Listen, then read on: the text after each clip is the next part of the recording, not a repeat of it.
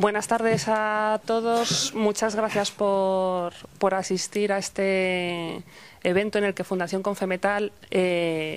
bueno, antes de nada, salta a la vista que no soy Luis Asensio, que era la persona prevista para la presentación del libro, nuestro director general. Soy Valle Molinero, soy la directora de programas de formación de Fundación Confemetal y me excuso por él, ha surgido un imprevisto, pero creo que habéis salido ganando, porque...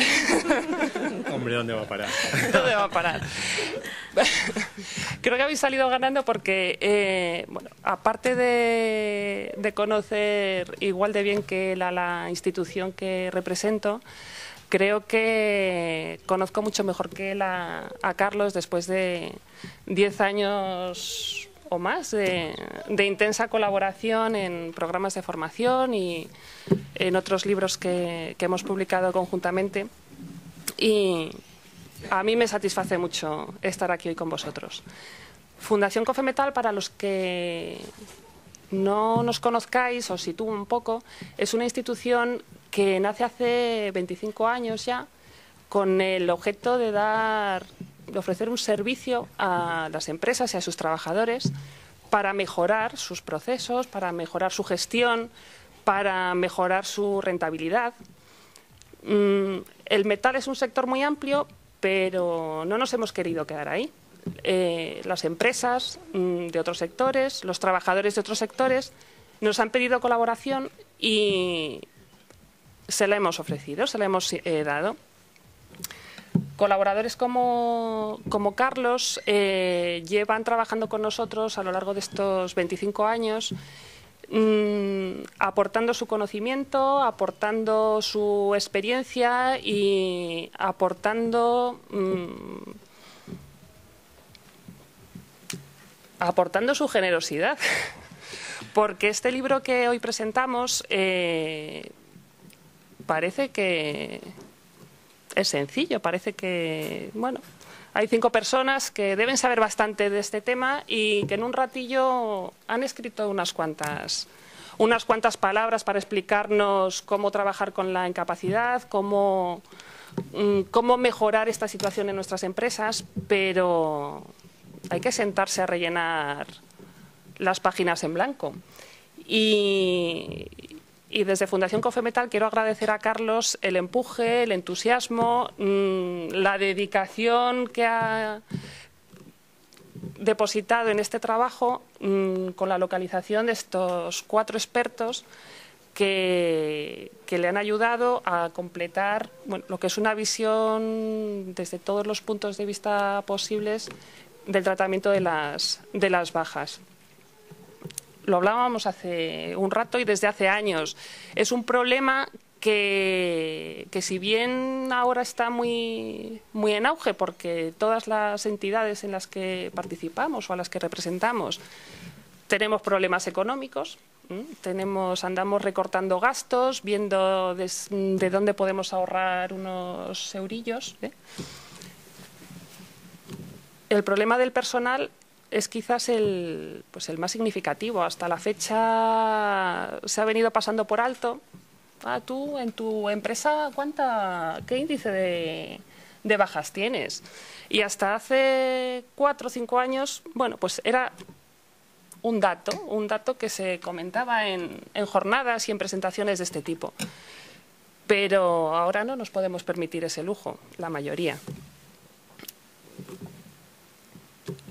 Este libro, de una forma práctica, amena y sencilla, creo yo, trata desde los distintos ámbitos este problema. No me voy a extender más porque Ana, desde el punto de vista psicológico, Antonio, desde el punto de vista de las mutuas, y Carlos hoy, desde el punto de vista jurídico y como coordinador de todo el libro, os van a contar un poco más en detalle cómo han abordado sus distintas intervenciones.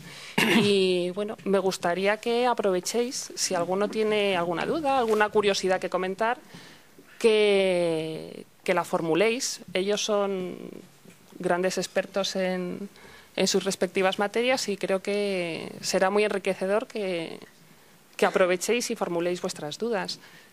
Quiero agradecer también al CEU, a través de la gestión de Carlos, que nos haya cedido y Ana, que nos hayan cedido este espacio que, bueno, poco aprovechado porque estamos en familia, pero acogedor y interesante.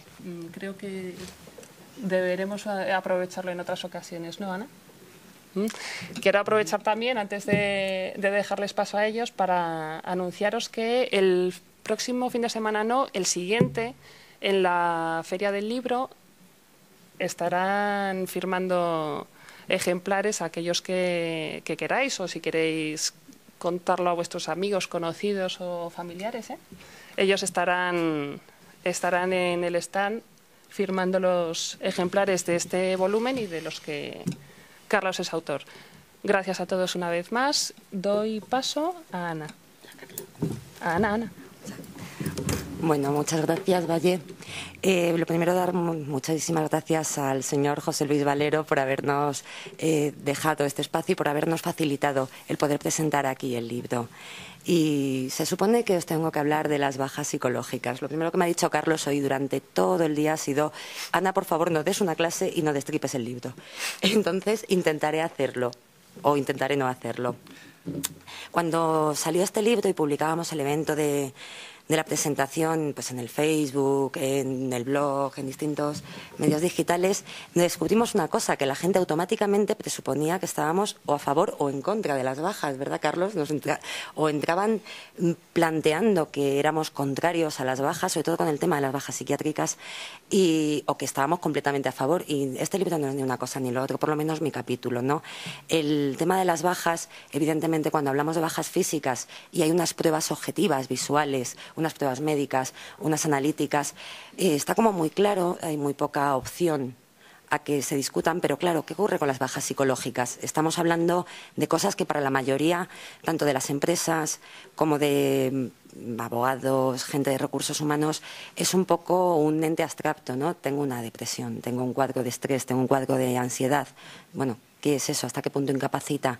Mi planteamiento era un poco explicar la diferencia entre lo que es que la gente diga tengo una depresión, estoy deprimido, y que realmente se tenga una depresión y sea un cuadro clínico instaurado o un cuadro subclínico que va desarrollándose, y cómo ahí sí que hay que tomar unas medidas tanto sanitarias como de apoyo de la empresa. Por otro lado, también sacó una de las cosas que quizás sea más llamativa dentro de las bajas psicológicas, que son pues los simuladores y los disimuladores, que son lo que planteaba todo el mundo con lo de las bajas falsas, que es un tema que preocupa bastante. Evidentemente, el papel de un sanitario está en ayudar a los enfermos, pero también desenmascarar a aquellos que se hacen pasar por ello, ¿no?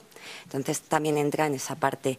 Y un tema muy interesante que son las neurosis de renta, cómo la gente, creyendo que puede sacar un beneficio económico de una enfermedad, acaba convirtiéndose en enfermo y sufriendo la enfermedad. No es lo mismo que un simulador. Un simulador es alguien que dice que la tiene o que imita que la tiene, pero no sufre esas consecuencias. Entonces, intento cubrir todo el abanico desde el enfermo, el cuadro subclínico, el simulador, todos los tipos de simuladores que hay, y luego los rentistas o los que sufren neurosis de renta. En la última parte también intento explicar a las empresas cómo una política flexible podría ser realmente una respuesta muy adecuada, ¿no?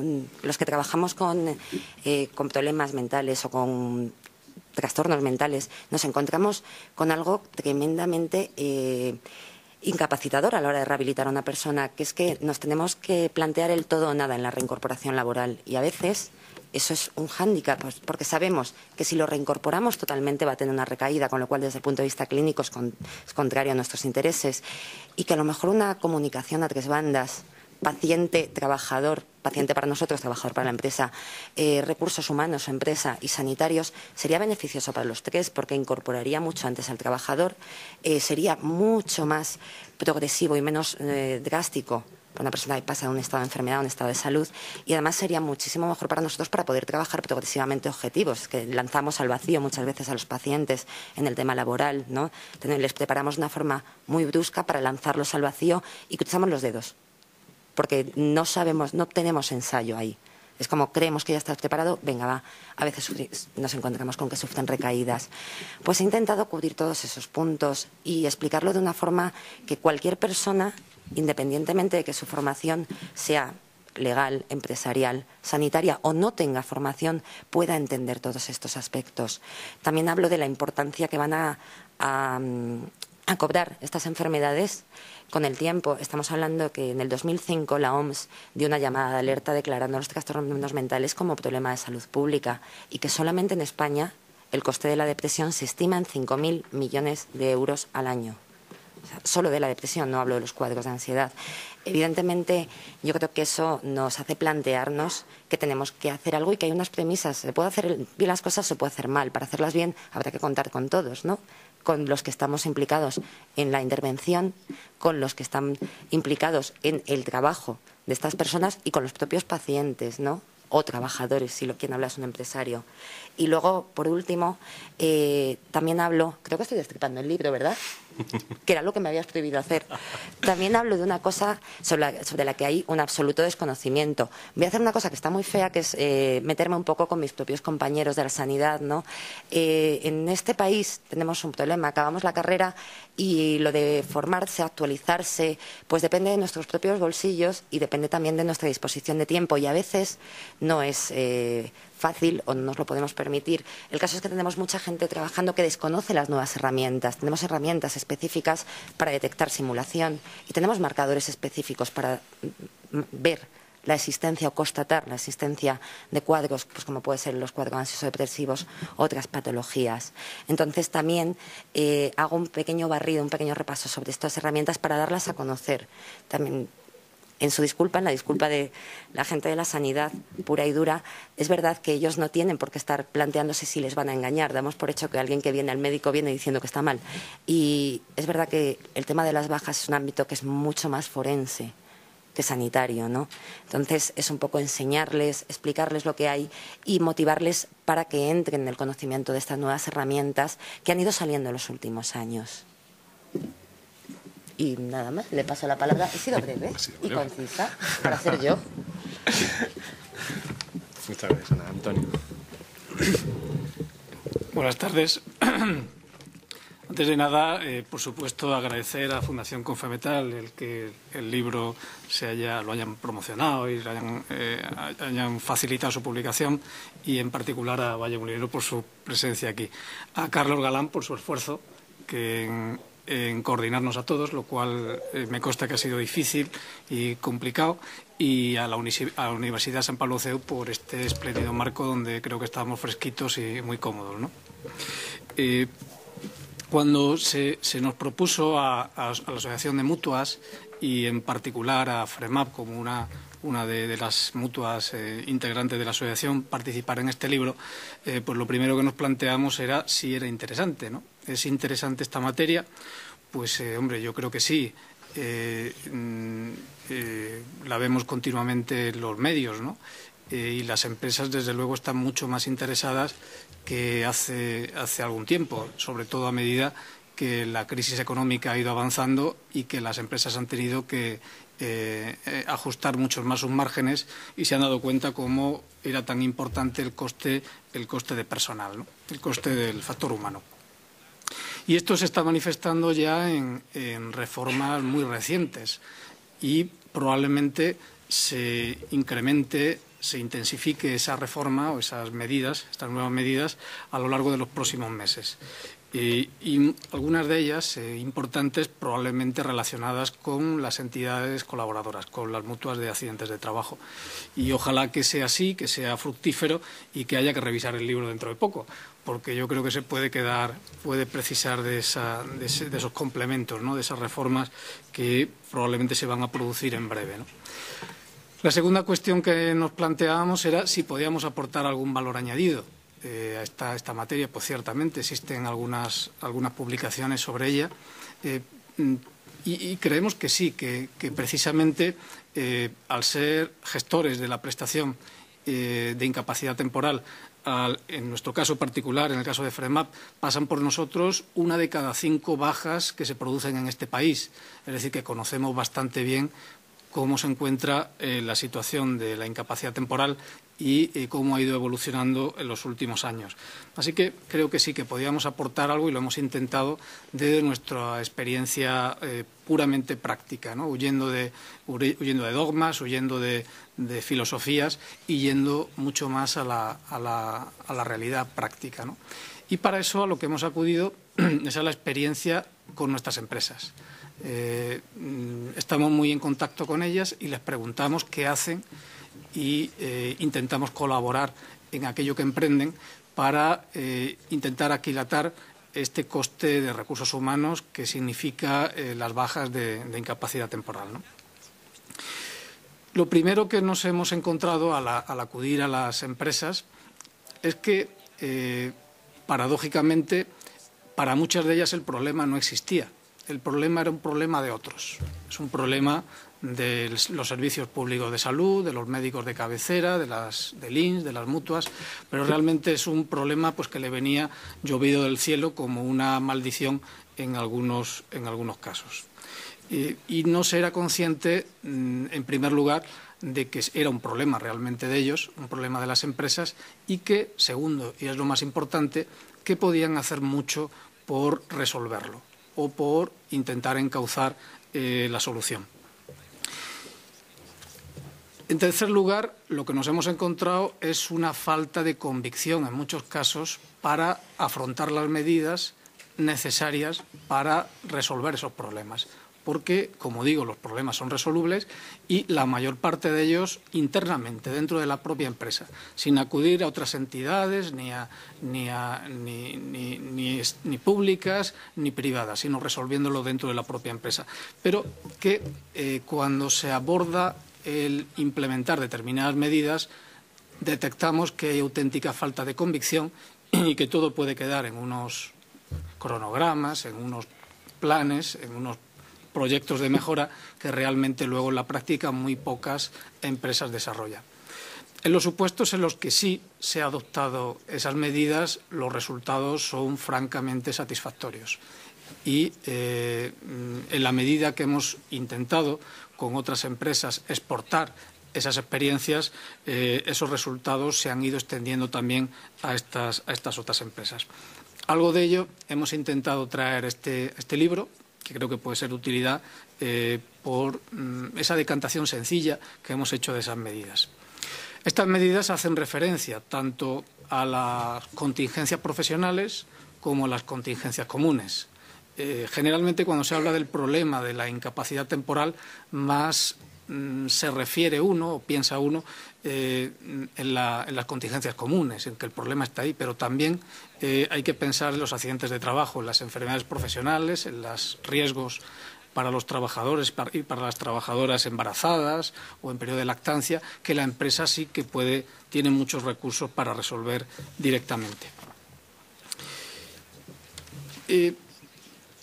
Bajando a esa experiencia práctica de las mutuas, de lo que podemos ofrecer y de lo que más conocemos, se aborda también en el libro cómo puede la empresa conseguir de su entidad colaboradora el máximo de rendimiento a la hora de poder abordar estos problemas con ayuda de los profesionales de las entidades colaboradoras. Dado que, como saben, esta es una cobertura que es obligatoria para las empresas, pues bien, es rentabilizar algo que ya se paga. Es decir, hay una cobertura que es obligatoria, que no hay más remedio que pagar cuando se tiene a trabajadores dados de alta. Bien, pues eso, que es fijo, vamos a rentabilizarlo al máximo en beneficio de la propia empresa y de los trabajadores también. En esta materia, en las posibilidades de colaboración de las mutuas, es donde en este momento, como comentaba con anterioridad, parece que se van a producir más novedades en los próximos meses. El Gobierno ha remitido a la Unión Europea un Plan Nacional de Reformas, que como todos saben es muy importante, porque de ello depende el apoyo de la Unión Europea en la situación tan crítica en la que nos encontramos, y en ese plan de reformas, en el Plan Nacional de Reformas, se incluye algunas medidas específicas en relación con el absentismo y concretamente en relación con las mutuas. La idea es que antes del mes de agosto tiene que aprobarse un proyecto de ley de mutuas en las que la finalidad es que seamos mucho más eficaces en relación con la incapacidad temporal derivada de contingencias comunes. Ese proyecto, como es evidente, todavía no lo conocemos, porque supongo que se está empezando a pergeñar en este momento. Desde nuestro punto de vista, ¿cuáles serían los aspectos esenciales que deberían recogerse? Pues, en primer lugar, que fuésemos auténticamente, realmente autónomas en la gestión. Es una cosa curiosa. Las mutuas son entidades seculares. Llevan existiendo desde principios del siglo XX, desde muy al principio del siglo XX, desde el año 1900, y son anteriores, por tanto, a la propia Seguridad Social. Y somos conocidas por la eficacia en la gestión de las contingencias profesionales. Pues bien, en el año 96 se plantea el Gobierno entonces que tienen un auténtico problema con la incapacidad temporal derivada de contingencias comunes y nos incorporan también a esa gestión. Pero la incorporación es: ustedes mutuas paguen, pero ustedes mutuas no controlen. Es decir, realmente la solución ha sido absolutamente insatisfactoria. Las herramientas son muy limitadas. Lo que pretendemos ahora y lo que nos gustaría que abordase esta ley de mutuas es una auténtica eficacia muy parecida a la que nos permite desarrollar las herramientas que tenemos en contingencias profesionales. ¿Y cuáles serían las 3 medidas básicas que creo que deberían abordarse? Pues, en primer lugar, que pudiésemos anticipar pruebas y tratamientos sin ningún tipo de traba burocrática a los trabajadores en lista de espera con algún tipo de patología que le impide reincorporarse al trabajo. Eso, las mutuas tienen medios suficientes para afrontar buena parte de esos casos y podía permitir que el trabajador cure antes, que se encuentre mejor, que pueda incorporarse al trabajo sin necesidad de estar sufriendo durante esos periodos de espera en acudir a rehabilitación, a ser operado, etc.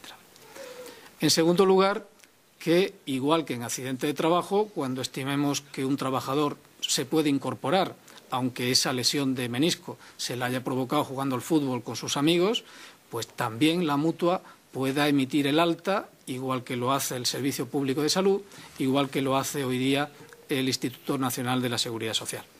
Y, finalmente, que la clave de la incapacidad temporal realmente no está en el alta, está en la baja. Está en el momento de la baja, que las mutuas también puedan intervenir lo más próximo posible al momento de la baja médica, bien sea en el momento de la baja médica, bien sea, lo que parece más lógico, en el momento en el que nace el subsidio de incapacidad temporal, que, como saben, es el día 4.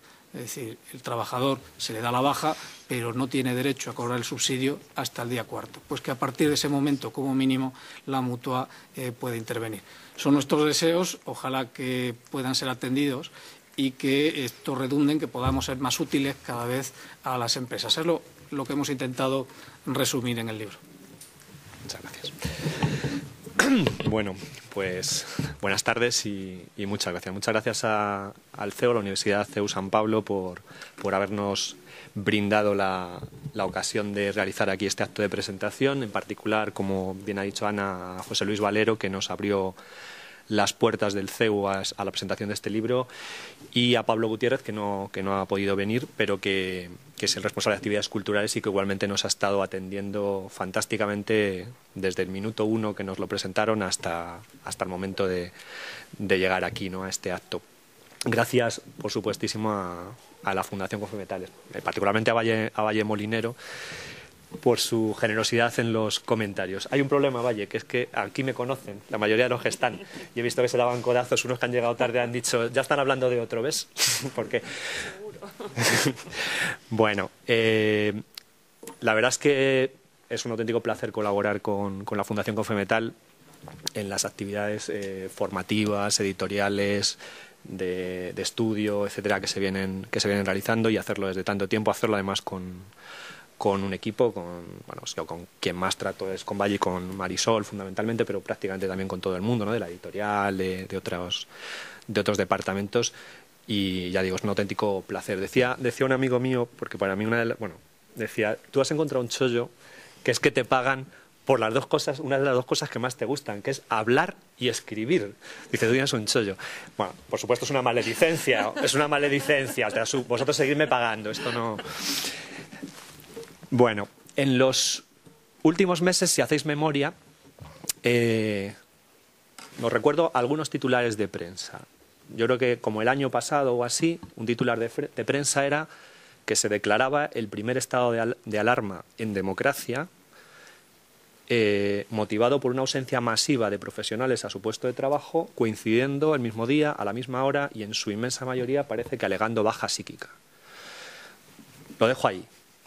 Otro titular de prensa de los últimos meses es que el gobierno vasco en enero puso en marcha una medida en la función pública de no suprimir, pero sí modular el complemento de incapacidad temporal que se pagaba hasta el 100% del salario durante la baja, de tal manera que ese complemento no fuera el 100% desde el primer día, sino que fuera progresivo y llegar a ser el 100% a partir de 45 días de baja, es decir, digamos en bajas de cierta duración, que pueden tener cierta gravedad, pero que en las bajas más cortas no se cobrara ese complemento. Esto es en enero. En el año anterior, el gobierno vasco la comunidad autónoma vasca tiene 67.000 funcionarios aproximadamente y se habían registrado 40 y tantas mil bajas, 47.000 bajas. En los primeros meses del año se ha reducido un 20%. ¿no? Según los datos que se han facilitado. La Comunidad de Madrid nos ofreció un par de titulares también de este estilo, diciéndonos que, por ejemplo, que una simple llamada de la inspección a sus funcionarios o empleados públicos había supuesto automáticamente el alta, creo que era de 800 y pico trabajadores al día siguiente de la llamada. Hace poco, descendiendo al terreno anecdótico, en Semana Santa leímos titulares como que no se podía, no había peligro de celebrar las procesiones, no sé si era en la línea de la Concepción, porque la mitad de la policía municipal estaba de baja, la mitad de la plantilla coincidiendo estaba de baja. En el Metro de Madrid, coincidiendo con una de las huelgas en la que se decretaron que no había servicios mínimos, el mismo día se producen 490 bajas coincidentes, ¿no? Sin entrar, digamos, en el comentario de estos titulares, bueno, y hay otro titular, un poco a lo mejor en sentido contrario, que estos días se ha repetido mucho, que es 9 días de baja te pueden llevar a la calle, ¿no? Con la reforma del despido por absentismo en la ley de reforma laboral. Bueno, sin entrar al comentario de fondo de todos estos titulares, lo que sí yo creo que nos dan la clave es de que un asunto que aparentemente debería ser técnico empresarial, ¿no? Ha pasado a ser un asunto de cierta preocupación social, desde distintos puntos de vista, ¿no? O sea, yo creo que todo esto nos da como ideas muy diferentes y cada una de ellas se podría sacar conclusiones distintas. Pero es cierto que es una cuestión que preocupa y que desde hace algún tiempo está un poco en primer plano en el mundo de la empresa. De ahí que surgiera la idea de, bueno, pues primero salió la idea de impartir un curso que ya se ha repetido en varias ediciones y que el próximo día 31 volvemos a impartir sobre, bueno, pues un poco medidas prácticas o consejos prácticos para las empresas en relación con las bajas laborales. Pero luego enseguida nos surgió la idea de la obra y que fue bien acogida por FC Editorial, por el Consejo Editorial y bueno, nos pusimos en marcha. Yo siempre digo que ha sido que es mi mejor libro porque no lo he escrito yo. Tuve la pillería de rodearme de gente que sabe de esto, ¿no? O sea, yo dije, bueno, aquí el mérito es este, ¿no? Yo me busco gente que sepa y así sacamos un libro interesante. Y realmente, efectivamente, pues ha sido un auténtico gustazo trabajar con el equipo que ha hecho el libro. Decía antes Antonio que la coordinación la labor de coordinación había sido difícil. Ya os digo yo que no. La labor de coordinación de estos profesionales ha sido muy fácil, ha sido lo más fácil seguramente del libro. El primer capítulo le correspondió a Maripaz Martín. Maripaz es una que no está aquí, vive en Barcelona y que seguramente le tocará, si hacemos una presentación en Barcelona, participar ella allí. Aquí hoy no podía venir. Maripaz es compañera mía en labores de docencia en el campus virtual de la UOC, de la Universitat Oberta de Cataluña, y en Derecho Laboral, y desde hace, bueno, pues del año 2005, una cosa así, coincidimos en esas labores. Y es de esas personas con las que da auténtico gusto trabajar, ¿no? Una persona pues inteligente, responsable, muy minuciosa en su trabajo. Y por si fuera poco, además, pues buena compañera y buena gente. De esas personas que tienes la suerte de encontrarte, porque yo por lo menos soy de los que he aprendido a su lado y que aprendo cada día en ese trabajo. Y sin embargo no he sido yo muy agradecido con ella porque la lancé un embolado, que es el capítulo que a mí a priori me parecía más árido, ¿no?, del libro, porque era explicar lo que es la normativa. O sea, no lo que hemos hecho un poco los demás, que a lo mejor es más el estudio de algún aspecto concreto y demás, sino explicar cómo se gestionan las bajas, cómo están organizadas en nuestro país, qué es un parte de baja, de alta, de confirmación, cuánto se cobra, desde qué día, quién lo paga, en fin, estas cuestiones, ¿no? Pero claro, no queríamos transcribir el texto legal, entre otras cosas porque el libro intentábamos que tuviera un enfoque práctico y que fuera no para especialistas, sino para personas del mundo de la empresa. Por tanto, se trataba no de transcribir la ley, sino de explicarla. Y ya sabéis que las leyes ahora se hacen con ese lenguaje que es una mezcla de jerga de abogado con jerga administrativa y a su vez ese lenguaje parecido vagamente al castellano, que es el politiqués, y todo eso mezclado da una cosa ininteligible a veces, ¿no? Y entonces yo a Maripaz le dije, tradúcelo esto. O sea, tienes que traducir la norma y que la gente que lea el libro se entere de esta cuestión. Y esta labor, que era difícil, la ha hecho fantásticamente bien, porque efectivamente, si tenéis la ocasión de leer el libro, veréis que su capítulo es fundamentalmente un manual de consulta. Es decir, que desde la empresa, cuando se tiene dudas sobre cualquier cuestión relacionada con las bajas, con la gestión de la incapacidad temporal, pues se puede consultar y se entiende, que no es poco. En mi caso, bueno, me tocó otro capítulo. Aquí ya sabéis que los que tenemos cierta deformación profesional tendemos a usar, yo siempre digo que tenemos a usar la palabra bonito cuando hablamos de lo nuestro, un poco así aventuradamente, ¿no? Es decir, que podéis oír a un cirujano que te diga un día, pues hoy tengo una operación muy bonita, y lo que va a hacer es que va a meter cosas de estas que tú dices, hombre, bonito. Pues nosotros también, los abogados, hacemos mucho estas cosas, ¿no? Y cuando algo nos parece interesante profesionalmente también lo decimos. Entonces yo cuando a Maripaz le comenté lo que a mí me correspondía, me dijo, anda, te has cogido el más bonito. Pues, problemática jurídico-laboral de las bajas por incapacidad temporal. Pues bonito. Efectivamente, a mí me parece que era un capítulo interesante. No en el resultado seguramente no será el peor, pero en el contenido a mí me parecía que era interesante, ¿no? Y era, bueno, pues por lo menos para un abogado, ¿no?, que es cómo repercuten las bajas en lo que es la relación laboral, ¿no? Pues esas preguntas que siempre te hace la gente, por ejemplo, esa leyenda urbana de que no se puede despedir a alguien estando de baja, que es muy extendida y que la gente te dice, pero ¿se le puede despedir a pesar de estar de baja?, ¿no? Pues bueno. O qué pasa cuando te coincide una baja, una incapacidad temporal con las vacaciones, o qué pasa cuando coincide una incapacidad temporal con el periodo de prueba, en fin, bueno, pues todas estas cuestiones, intentar solucionar estas dudas muy frecuentes en las empresas y hacerlo desde un enfoque pues igual, ¿no?, práctico, comprensible y tal. El tercer capítulo es el de Ana, del que ya os ha hablado ella. Nosotros teníamos claro que queríamos dedicar en esta obra un capítulo específico a las bajas psíquicas. ¿Por qué? Pues porque tiene una génesis, bueno, complicada y un control complicado, ¿no? Más complicado que las bajas físicas. Pero no solo eso, ¿no? Yo creo que de alguna forma la sensación que a mí me daba cuando hablaba con expertos es que ante las bajas psíquicas como que parece que todo el mundo en la lucha contra el absentismo como que tira la toalla. Es decir, me da esa sensación, ¿no?, de que así como casi todo el mundo tiene como propuestas, medidas, etcétera, frente a las bajas físicas, de cómo evitar las bajas evitables y de cómo controlar bueno, los posibles fraudes y demás, en las bajas psíquicas es como si todo el mundo ante eso se rindiera, ¿no? Baja psíquica, pues ya está, lo que dure.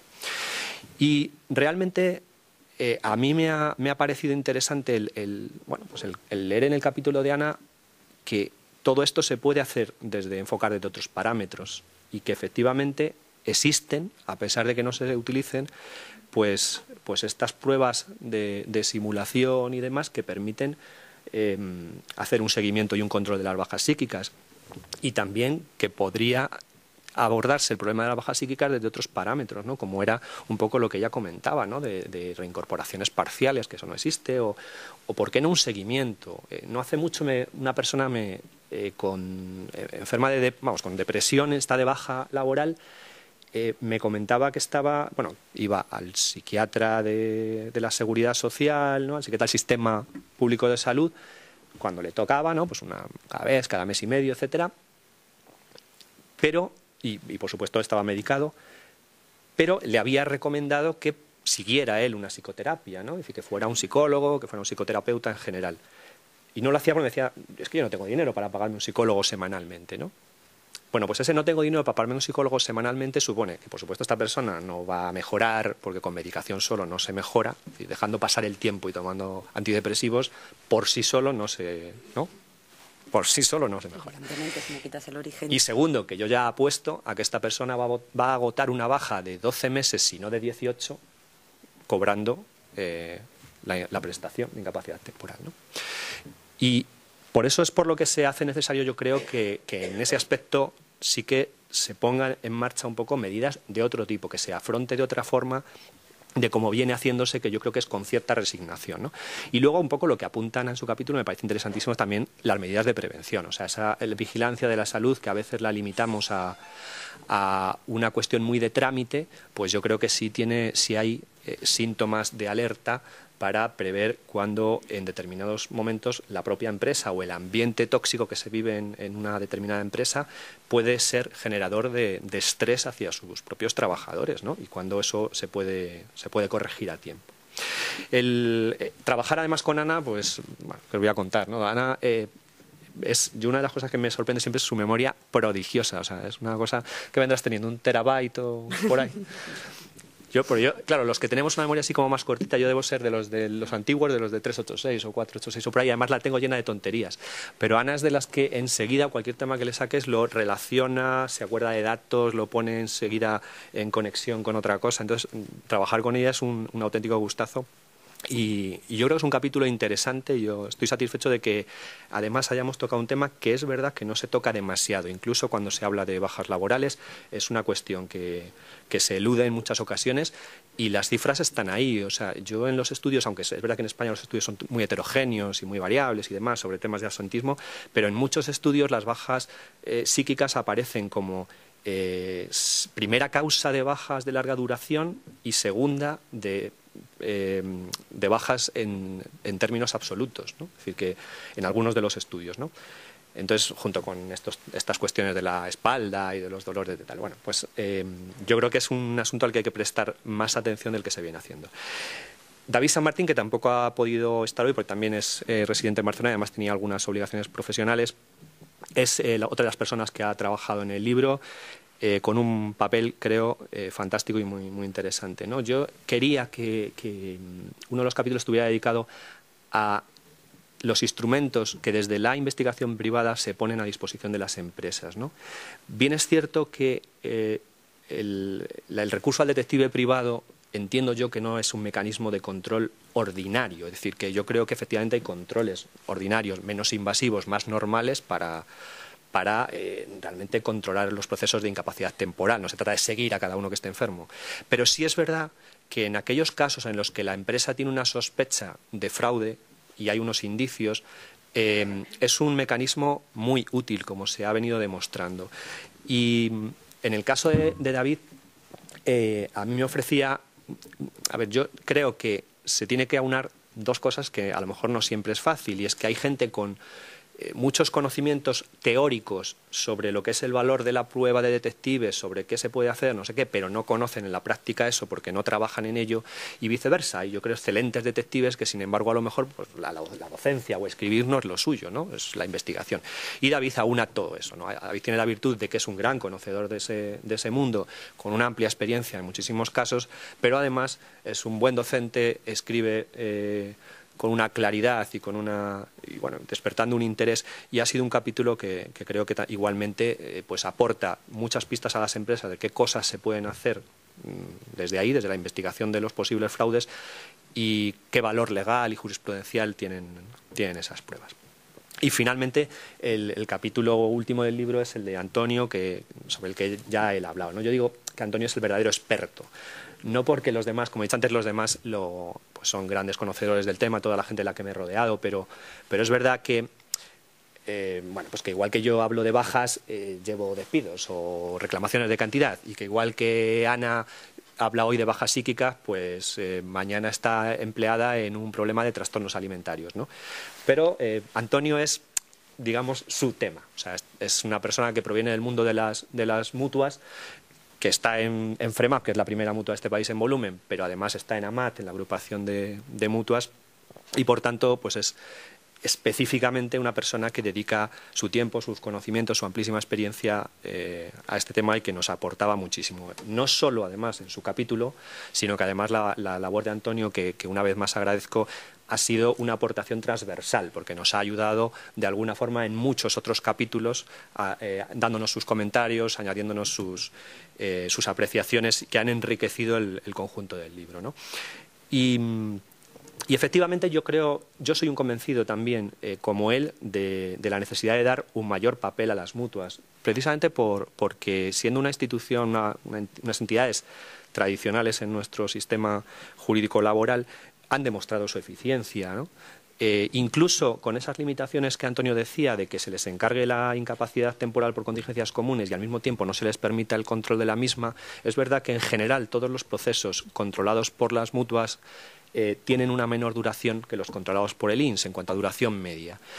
Y luego yo creo que a veces por sentido común, cuando convertimos a un profesional cuya misión debería ser curar al enfermo en su controlador administrativo, no sé si estamos intentando compatibilizar dos figuras que pueden ser compatibles, pero que no parece lo más adecuado. Es decir, mi médico de cabecera, mi médico de atención primaria, es mi médico. Para empezar, lo puedo elegir yo. Es decir, soy yo el que, ¿no?, tengo una libre elección de médico como derecho. Y tiene que ser para mí un profesional de confianza. Su labor no es desconfiar de mí, su labor es curarme. Y entonces cuando yo le llego y le digo que me duele la espalda un horror, pues es que me duele la espalda un horror. Y cuando yo le digo que he pasado muy mala noche, que he tenido gastroenteritis, pues la he tenido. Porque su misión debería ser curarme. Y tiene que haber una confianza mutua. Y esa alianza terapéutica, que es fantástica para el papel de médico-enfermo, sin embargo, a mí me parece que no es la más adecuada para cuando lo que se trata es de controlar un proceso de si esa persona está en condiciones de ir a trabajar o no. Y que posiblemente tendríamos que entender que eso no es de medicina general, sino que es de medicina del trabajo, porque la incapacidad además no es general. Yo podré trabajar o no en función del puesto de trabajo que tenga. Es decir, la misma enfermedad incapacita a alguien para trabajar durante un tiempo y a otro no, en función de su puesto. Y todos esos juicios técnicos más especializados, yo creo que en la medida de lo posible, efectivamente, cuanto en fase lo más temprana posible, debería estar en manos de las mutuas, sin perjuicio de que luego os controlen, controlen el INS, haya un control de la jurisdicción social o quien sea. Es decir, que cuando la gente luego se queja que las mutuas presionan para que nos demos de alta o cosas así, bueno, pues yo creo que efectivamente luego tendrá que haber los controles que tenga que haber, ¿no?, y los contrapesos que el sistema deba establecer. Pero me parece que efectivamente llevarlo al campo de quienes saben de esto y de quienes han demostrado su eficiencia sería un avance a la hora de reducir el absentismo.